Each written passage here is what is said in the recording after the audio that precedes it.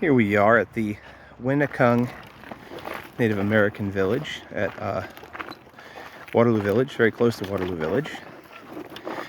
Winnacungue at Waterloo is an organization that has really great tours about the life of the Lenape that lived along the Musconetcong River in this area. Definitely worth a visit. But there's other stuff going along here that really nobody ever talks about. So let's fast forward a little bit to some of the industrial history. And by the 1850s, around 1851, the Sussex Mine Railroad came through here. I'm not sure if it crossed through where the village is exactly, or if it's out further on the main road here, but it was definitely very close.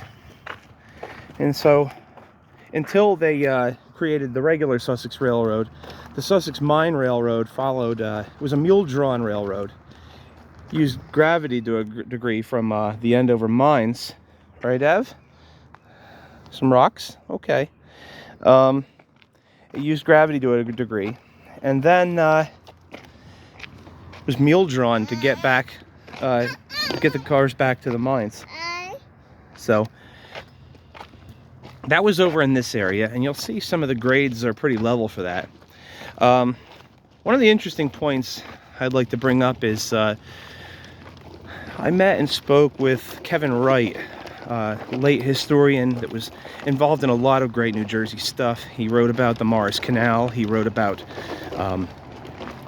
historic Newbridge Landing and the Von Steuben House and Hackensack Teaneck area.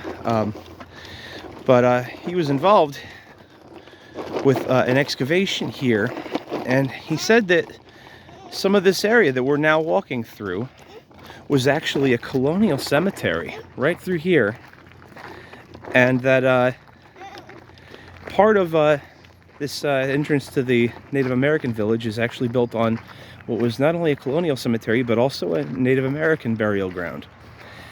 But not only that, you see this this wooden fence that's over here, which blocks this site off from present-day Waterloo Road. That road was rebuilt in the mid-1900s, around the 1950s or so, when Interstate 80 went in just ahead. And when it was rebuilt, Mr. Wright told me that they exhumed the body of a colonist in his coffin, which still had a full beard of red hair. So they put him back in the coffin and put him back in the ground, and according to Mr. Wright, I wish he was still with us to tell us about it, but according to Mr. Wright, he's still buried right over here under Waterloo Road. The original route of Waterloo Road would have been up ahead here. And you'll see this is a pretty level grade. Was this the Mine Railroad grade? I'd say it's a good possibility. I don't know if it was here or if it was this road straight ahead over here. That originally went to an ore dock in the village proper, where iron ore could be loaded onto Morris Canal boats and then taken for processing at one of the many iron furnaces along the way, one of which was originally at Waterloo Village around 1760-61. The same William Allen and Joseph Turner, who had the Union Iron Works at Spruce Run, also had this site. They were loyalists, so they did not provide munitions to the Continental Army, but it fell under their control eventually anyway. So right over here you have Old Waterloo Road, and the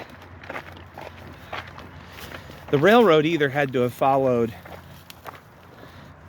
this road straight ahead or the road over here. What do you think, Ev? I'm not sure which one it was.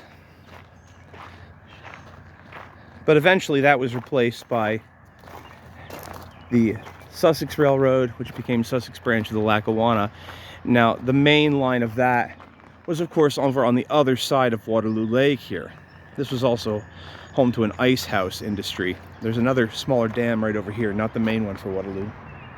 Ice was harvested here from, I believe, about 1916 through the 1920s.